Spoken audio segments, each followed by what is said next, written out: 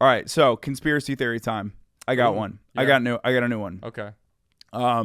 So Caitlin Clark joined the WNBA this year. Yes. She joined at the standard salary, $70,000. Everybody's freaking out. She's getting all this press, but she's making millions off of endorsement deals, right? Yeah.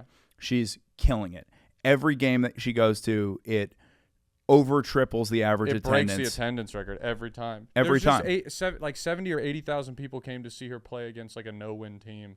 It's insane. In like Seattle or something. Dude, so people are getting hyped up to see this chick play basketball, and she's a freak. Like, she's a phenom. Mm-hmm. Unfortunately, the treatment that she's getting from her fellow WNBA players in the league in general is not so great. No. Like, you would think that these people would be stoked that a sport that's been losing money every year since its inception is finally getting some press and some eyes. You think they would be really glad that this person joined the league. You think they'd be hyped. It's the opposite. She's getting bullied on the court. People are like pushing her over. Yeah, they're talking a lot of shit. Because I'm like super familiar with the situation. And it's like, yo, I get being like, yo, I'm not going to kiss this girl's ass. Like, I'm a 10-year vet. I appreciate what she's doing. But it is weird. I think on both sides where it's like they're being so aggressive, but then like I don't know if you saw there was that like really hard foul a game or two. Yeah, that was the one. And it was like a big thing. The like the Chicago press put out like a news junket that was like, what happened to Caitlin Clark off the basketball court would be listed as assault and they would be jailed. Why is this not okay? And it's like, all right. Oh my God. So this is my theory. This is exactly what you just said plays into it. Yeah. They did not put her on the Olympic team. Yeah. So I was thinking about this, and I'm like, one explanation for it is definitely bitterness. Yeah. But the other is every bad thing that happens to her turns into a press story that the WNBA could have only dreamed of. Yeah. So part of me is thinking, like, maybe for the benefit of the league, they're going like, yo, you need to go out there and foul the fuck out of Caitlin Clark. Like, because every time something bad happens to this chick, it's going to put press for the game like we've never seen. Yeah. And we go, how do we get more press than ever for the Olympic team? We leave her off the roster for a little bit. We don't put her on immediately. We say, okay, we are not going to add Caitlin Clark to the Olympic roster. Yeah. She didn't make the team. And all of a sudden, for the first time ever, the Olympics are rolling around, and the biggest story in the Olympics is women's basketball. It's the most eyes the game has ever had on it. And so they're just leaving her off, and they're doing all this shit to her to generate press for a sport that was losing money. So this is like an Adam Silver brilliant fucking plan to get the WNBA cooking. And then, mark my words, what's going to happen, Diana Taurasi is 41 years old, okay? Mm-hmm. She made the Olympic team roster. Yeah. She's going to get injured. Yes. They're going to pull her off the roster, and then they're going to add Caitlin Clark back in, and it's going to be the biggest press story going. The opening round WNBA, the opening round Olympic women's basketball game is going to be the most watched female sports event in history. Yeah. That's my prediction. They're doing all of this is just all of the fouls, all of the anti-white racism, all of the leaving her off the roster is just a ploy to get eyes on women's basketball and make the league actually profitable. They saw a once-in-a-generation opportunity, and they're taking it. I mean, yeah. I mean, that's like not an insane theory like whatsoever, because I think that also right now Joey Chestnut's doing that. Where like he signed a deal with vegan hot dogs. Hilarious. Like, impossible. So funny. But I get it, dude. I think they are paying him like it's a 4-year, like $3 million endorsement. Like he's probably not making amazing money as a competitive eater. He makes the most out of any competitive eater, but still like he's doing shit all the time. And then they kicked him out of the 4th of July one. And then last night they announced exclusive Netflix broadcasted Joey Chestnut versus Kobayashi that everyone's been waiting for because they've never actually went against each other. Crazy. And it's going to be like the biggest event. And it's not on the 4th of July, but it now like who you only watched the 4th of July one because it was on the 4th of July and like to see Joey Chestnut. You know, you didn't give a fuck about the guy who ate 20. You gave a shit about Joey eating 45 hot dogs. So they saw him take this deal and they go, this is a golden opportunity to put press on the sport that's never, we've never gotten press like this. We talk about Joey Chestnut every year for 3 hours and then it goes away. And here we are talking about him at the beginning of June. It's crazy. And then they're having an event in September. So a whole summer of like possible things. And now it came out that they're looking to change the rules. So he might actually be able to compete in the 4th of July one because he's going to still eat Nathan's hot dogs on the 4th of July one. So it's like, good. By the way, could you imagine how fucking disgusting it would be to slam 40 vegan hot dogs? that'd be odd. By the end of it, he just has tits. There's so much soy. You get He's bitch crying. shits by the I'm end. so proud of myself. I do agree with you though on this because I was even looking to see like who are the career leaders for like points per game, and like the highest ever in the WNBA was 20.98. So we'll just say 21 points per game by Cynthia Cooper. That's the all-time record. She's a retired Hall of Famer. Wait. The all-time WNBA scoring is for points per game is 20 a game. 21. Caitlin Clark is averaging 16.3 this season. So she's not in as comparison as a rookie. She's not that far behind. Because so to give an example, she's 16.3. Number that would make her number 14 on the all-time scoring list if this stuck already. And Crazy. She's behind a lot of bigs like Brittany Griner, Lisa Leslie, Tina Charles, like big girls that are just getting putbacks and stuff. Like, yeah.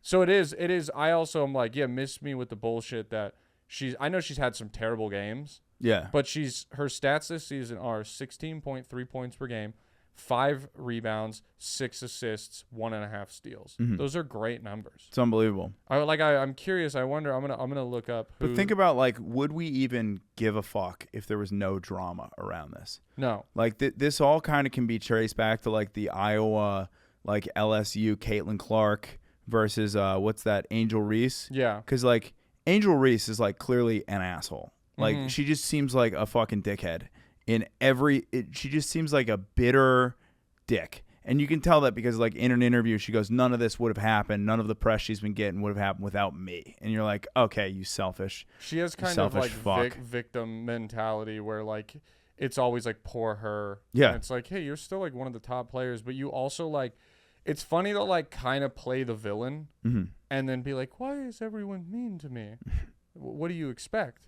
You're talking shit to like people, you're starting fights, you're like going in the media and giving like sound bites that like are drama ridden sound bites and you're lost. I don't know. I mean, it's crazy because I think this promotional method that they're using, it kind of goes back to Conor McGregor when you really think about it. Who do you think would give you the hardest fight out of anybody on stage? Right here. Right here, the hardest hitting 145 pound, the real hardest hitting 145er right here. This guy TKOs people. When I knock people out, they don't fucking move. They're not. Who the fuck is that guy? Who the fuck is that? Like McGregor was a game changer for just media and promotion. Oh yeah. You look at a guy where is he an unbelievable fighter? Like without a doubt, is he like a Hall of Fame MMA guy? Without a doubt. But is he the GOAT for his weight class? No. But at that time, he got more press than anybody else ever. Why did he get it? He got it because he was an unbelievable shit talker, right? Yeah, he knows how to. It's like people give WWE shit, but it's the ability to sell like a product. He brought it to the real world. He brought like shit talking at the highest level to MMA and made himself the biggest athlete on the planet. And I think people look at that and go like, okay, there's my playbook. Yeah.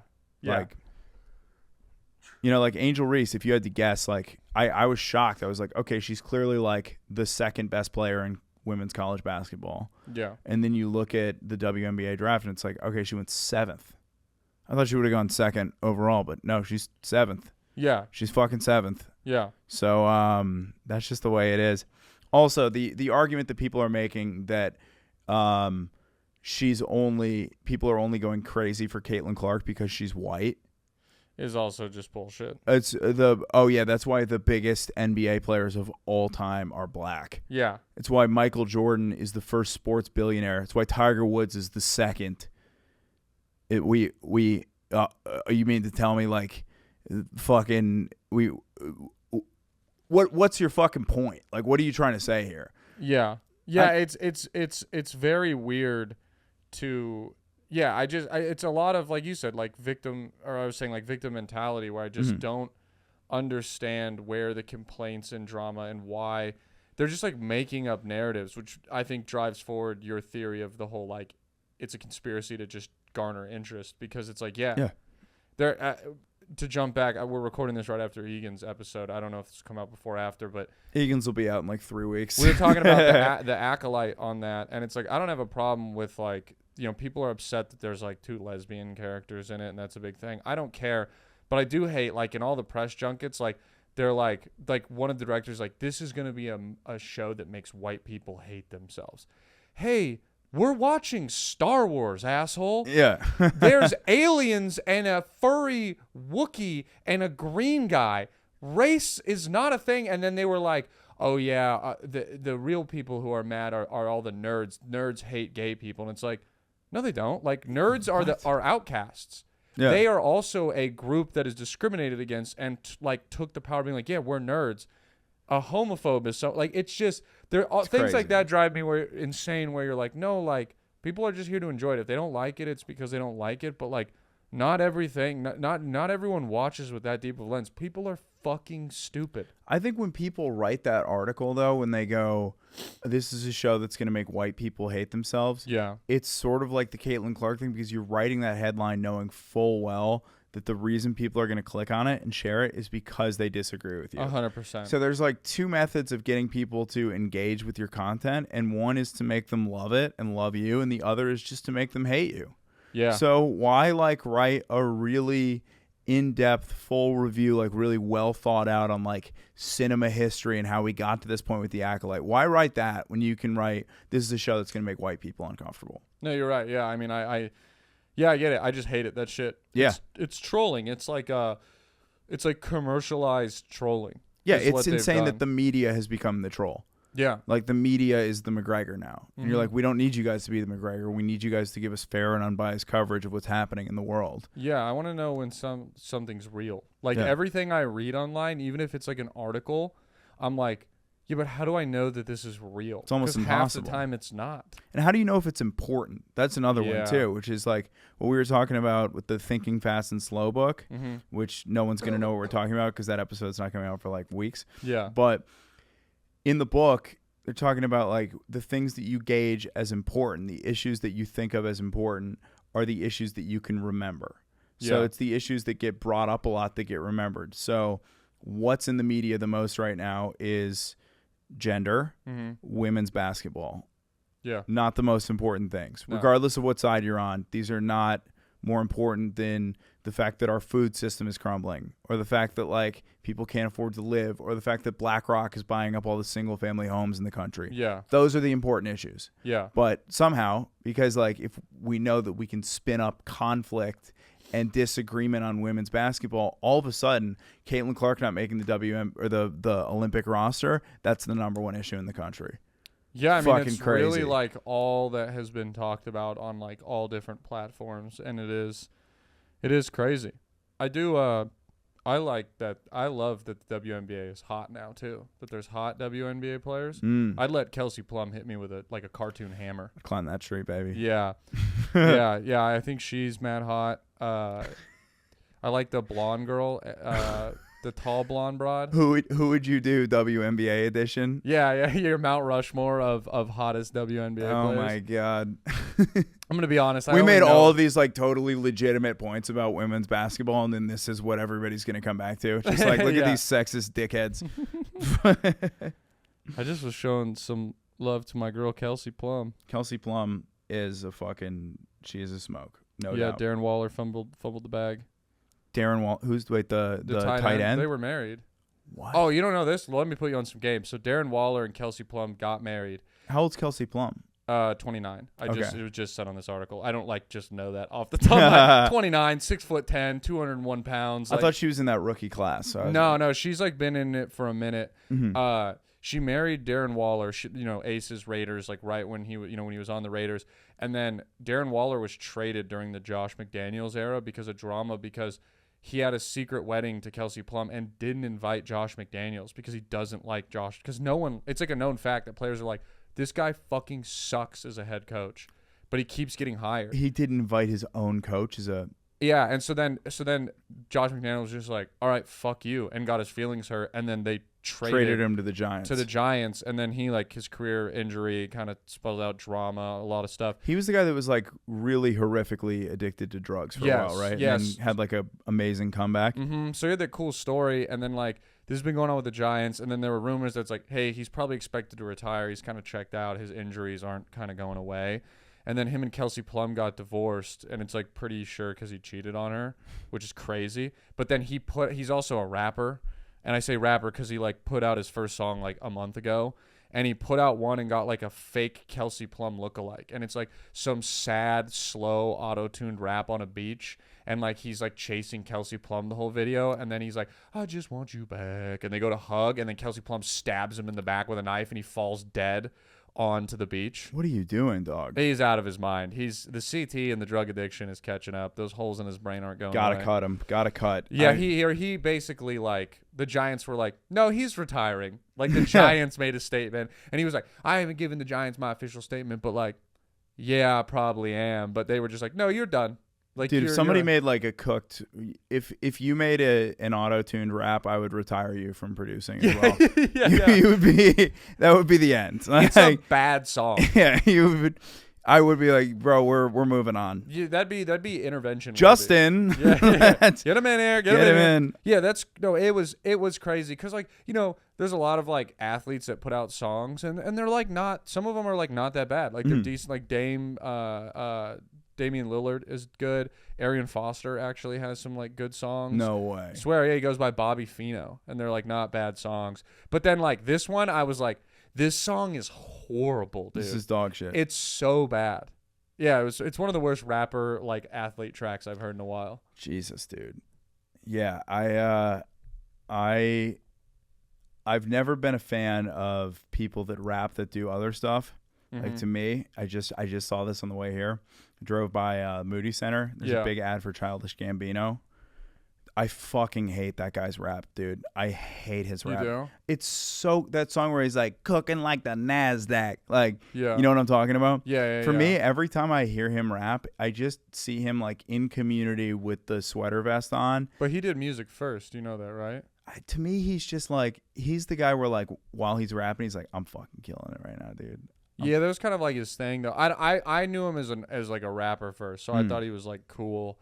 But now he makes like his music is weird. Like, but then you hear Redbone and you're like, this is unbelievable. This is the greatest fucking. But song also ever. like, I like his music. Have you tried to sit down and listen to that full album? There are some songs that are like so weird and experimental that you're really like, I don't even know what genre. Like, you're just making weird noises. I don't know what the lyrics are, and like people like it, of course, but like.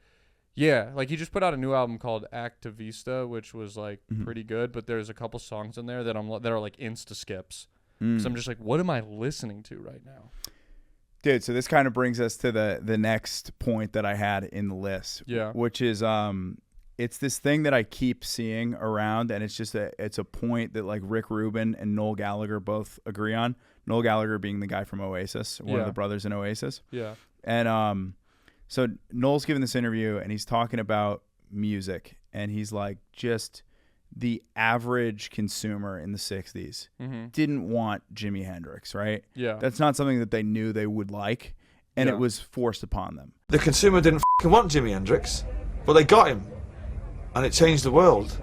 And the consumer didn't want Sgt. Pepper's, but they got it. And they didn't want the Sex Pistols, but they got it. Fuck the customer. The customer doesn't know what he wants. You give it to him and he likes it. And now there's an attitude in the music business where it's like, well, let's keep the consumer happy because that's what makes the music business go around. Let's put it this way. If a fashion house is a record label, right, like Dior or all those big fashion houses, do you think fashion would stay the same if they asked the consumer what they wanted to wear next summer? Why fashion always moves forward, and we all look different and have different haircuts, and we're all different because fashion doesn't focus group it to its f***ing customers. Customers are idiots. 99% of them are f***ing idiots. They didn't want Nirvana's In Utero, like with Rape Me and Census Apprentice on that. It was just dumped upon them, and they were like, oh, this rules. Yeah. And the point that he's trying to make is a point that Rick Rubin's made a bunch of times. Rick says, like, you can't make music for the gatekeepers, or you can't make music for your audience because your audience doesn't know what they want. Yeah. Like they go out and they're like, okay, we want like 4-chord pop songs. But if you try to make just generic pop music, it's going to be terrible. And a person who like disagrees with this pretty heavily is this dude, Jacob Collier, who is, are you familiar with him at all? Yeah. He's a musical savant. Like he's a freak piano player. He's unbelievably talented. He has perfect pitch and he can write full orchestras in his head. He's a genius. He's a super genius. But you listen to his music, and he's always said, I disagree with Rick on that point because I do want to make music for my audience. I want to make what people want. And then you listen to his music, and it just sounds like a bunch of horseshit.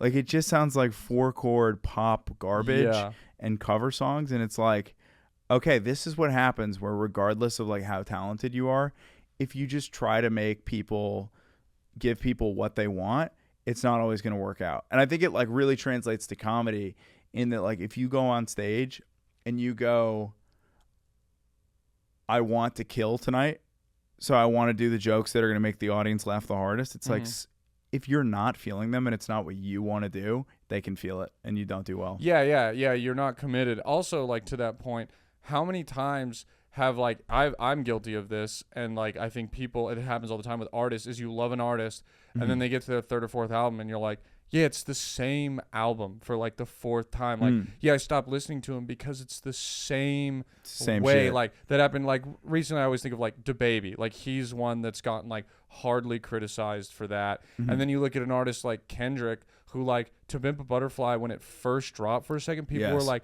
what the fuck is this? And then it won a Pulitzer Prize. It's a fusion jazz rap record. Yeah, and it's crazy. Considered now one of like the best albums of the last like 20 years. Yeah. And there's not a lot of people that don't to your love point, it. both of them are like Good Kid, Mad City and To Pimp a Butterfly are both considered like top 10 albums of the last decade. Yeah. And they couldn't be more different. Exactly. They're not the same thing at all. And people like that. Now, there's still like the same core of Kendrick, but I think that people enjoy that. And I mean, even with the Childish Gambino, like to go from that like that NASDAQ song where he's rapping fast and he has like this nasally voice to then him singing with a little bit of high pitch on Redbone is so different. And I'm sure like the first time some people heard that, they were like, fucking rap fast, asshole. And then now that's like a probably like 20-time platinum song. Yeah, and I take back a little bit of what I said about him because he is one of the few people that is doing like actually my dream, which is to be able to do music and comedy at the highest level. Yeah. So like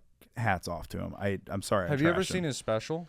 His No. comedy special? Is it good? It's amazing. Really? It was like one of my favorites like before I started stand up. I loved it. It's like he's kind of awkward, but it like plays well, and I think that's probably how he is on stage, and it's like really good. He tells a lot of stories about like his childhood and stuff. It's a good, it's fucking good. I like it. I don't want to do the joke, but there's like one bit on it that is just like one, you know, like those bits that just stick with you through time that you're just like, bro, so fucking funny. He has like a classic on there. I also like weird comedy specials. I don't watch Dude, some of the weird ones are fun. But again, like, dude,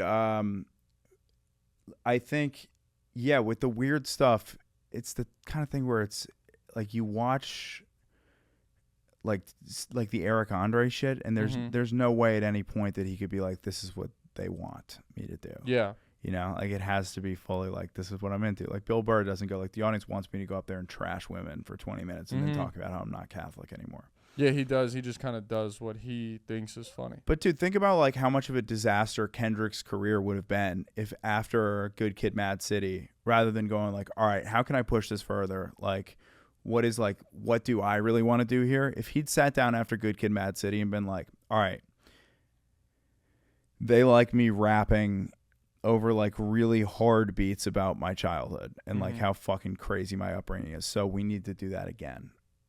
Or like, what if Kanye dropped College Dropout and then just goes, all right, this is what I'm doing for the rest of my career?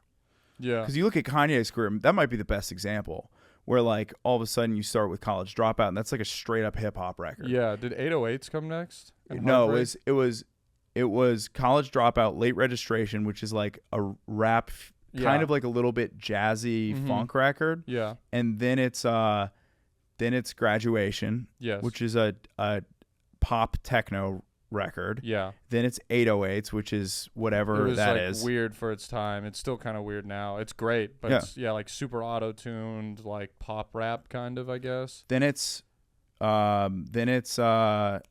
My Beautiful Dark Twisted Fantasy, which is like a maximalist record. Mm-hmm. Then it's then you go to Yeezus, which is minimalist. Yeah, Life very of Pablo, different. again, just experimental, Just weird. Yeezus to Life of Pablo are such different albums. It's unbelievable. And they're both, I love both of those albums. They're both perfect records. Yeah. I mean, but again, he's the perfect example. Him and Kendrick are examples of two guys where it's like, dude, you're not really giving a fuck about what anybody else is doing. It's like borderline Pink Floyd-esque, where you're so shut into your own world that whatever anybody else is saying or thinking, it's irrelevant. It's just you, yeah. It's totally irrelevant, man. Yeah, 100%. We'll just do one thing real quick. While I went to Ireland, obviously, and I got back about a month ago, and I just wrote down some points of what I dug about Ireland and why I thought it was things that I liked about it when I was walking around, that I was like, in every country there are things that they do better than we do in the United States. Even though when I was in China, I was like, this is a communist regime and it's a place that I would never want to live again, and I feel bad for the people that live there. Despite feeling that way, I'm like, okay, the way they take care of their grandparents is amazing, and the sense of care and respect that they have for their old people is something that we don't have here, and we should like adopt that, right? Yeah. So that's the way that I felt about it. These were the things that I noticed about Ireland that I'm like, they do this objectively better than the States. Have you been across the pond to the homeland? No, I've been to like London and Amsterdam, and then a bunch of Germany and France and Sick. South Korea. Are you German? No, I'm like French Canadian. And Oh yeah, like, Lejeune. Yeah. You have a DRE in there. yeah. Super. But like my mom's side is Miller, so that's German. We should go to Montreal for sure. I've never been to Canada. I have a passport. I'd love to go. Dude, my place in Vermont is 2 hours from Montreal. Oh, that'd be it's dope. Yeah. Very, very doable. But all right, this is what I dug about Ireland that I thought they objectively do better than the States. Sense of community. Like, you go to a pub there, and when you walk in, it's not like you're at the difference between a pub and a bar is this. At a pub, there's like things going on that involve the group, right? So you get in there, there's like open jam of Irish music, and people are hanging out, and you're allowed to talk to anyone, and they're very warm and welcoming.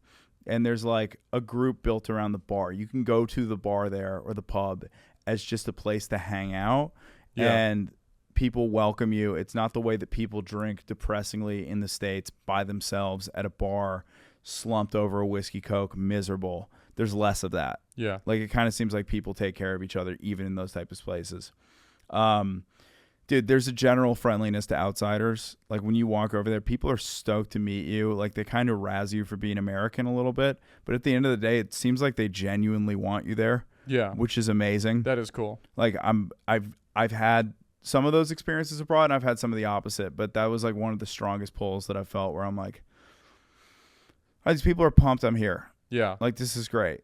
Dude, there's no tolerance for single-use plastics at all. Ooh. Which I fucking love. Yeah. I hate plastic water bottles, and the tax on them is like 15 cents. Oh, wow. And there's like the top of the bottles, they make them even more difficult to drink because the cap doesn't come all the way off, so you can't just throw the cap in the river. Yeah. So they're really trying to beat it out of them. They're like, hey, do not use plastic. It's bad to use plastic. And I'm like, dude, I think my most liberal opinion is we literally should tax plastic water bottles at 100%. Yeah. Like, you shouldn't be allowed to have It's so them. easy to get. I mean, like, I always have this fucking cup with me everywhere I go. It's so easy to just buy. Yeah. And it keeps it cold. I hate, like, now if I have a water bottle, I'm like, oh, fuck. Like, my water's going to get warm. It's a bitch to carry around. And you feel bad about using it, too. It's gross, dude. It's like, it's so flimsy, and it's like, you're getting all the microplastics and shit in there. Yeah, they take forever to decompose. Dude, so, again, back to the pub culture. The pub culture is unbelievable. Like, it's not just a place to get fucked up. It is a gathering location, and the food at the pubs is outstanding. It's all like homemade, right? Yeah, it's like the homemade Guinness stew. And dude, this is another huge point to them. The food system there, insane. Like, I'm a huge advocate for grass-fed beef.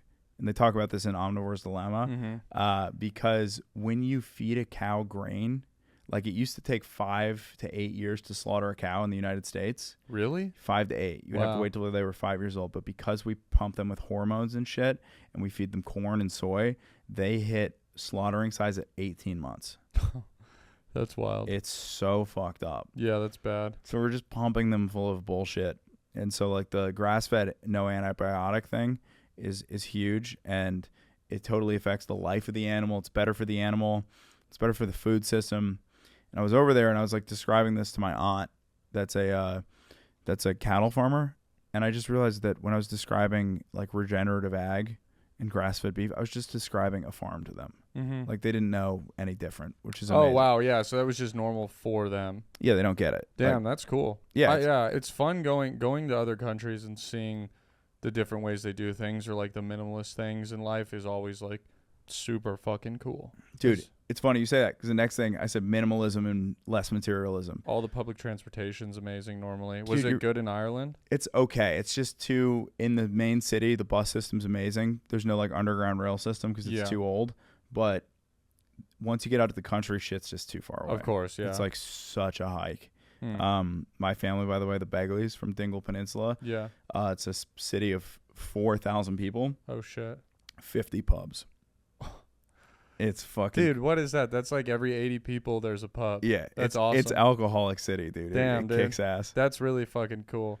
Yeah, all this talk makes me I want to go drink now. Dude, we should go to the bar after this. I have work. Ah, Otherwise I would. fuck. I have 3 more pods to do today. Maddie Stu might have a beer with you. Yeah. But we got to get a beer soon. We need to. All right, last 2 things. Here we go. Yeah. Yes, and I blew that off like, yo, we fucking need to go out drinking. No, I'm down. Yeah. Because last night your boy got through on FPIA, didn't Yeah. have Brandon to celebrate with. I know. Kind sorry. of depressing, I know. dude. But the last 2 things are this: you go to the bar, no one is on their phone. Damn. No one. That's awesome. It is considered. It's so frowned upon. People aren't in a rush. Mm-hmm. Like everyone here, even in the year and a half that I've been unemployed, I always feel like I have something to do, or I should be somewhere else, or I should be doing something like that. Yeah. It took me the entire 2 weeks I was there to shed that feeling. Like I can just go at my own pace. Mm-hmm. And I think it's like, yeah, it's just because we're trying to make more money and do more shit. The last thing, the Amazon, Chipotle, McDonald's, S&P 500 virus doesn't seem to have destroyed the small businesses the way it has in the States. You'll see hardware stores, pharmacies, local businesses thriving Oh wow. that are doing well. And it's like, yeah, you start to realize Amazon and fucking fast food have just like fucked up local culture.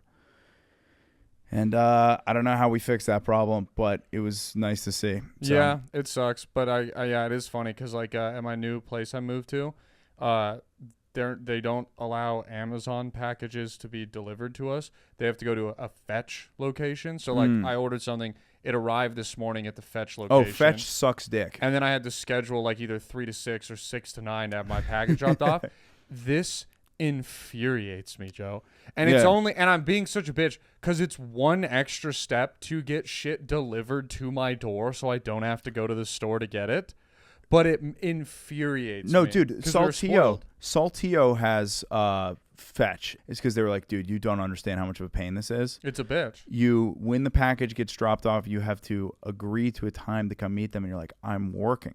I can't come pick up this fucking package from you guys. And they'll drop it off, but it's like you can set it up for no signature, but then they're like, it's your problem if it gets stolen. And I'm like, all right, well, at least with Amazon, they took a picture of it in front of my door. So then when I got home, if it was gone, I could be like, look, it's not here, and they refund me. Now it's an extra 2 steps.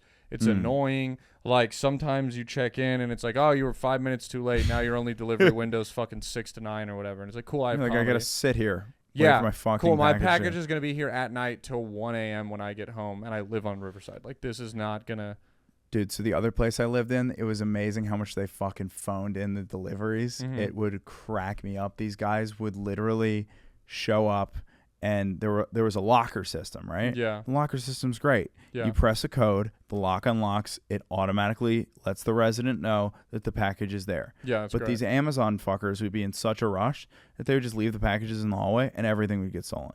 And it's like, it's fine when you guys jack an Amazon package, but if like I stopped being able to get like personal items from my parents sent there. Yeah. Because it's just gonna get fucking stolen. Yeah, and then it sucks because then you got to go, like, you got to have them send it to a UPS store, and you got to go pick it up wherever the fuck that is.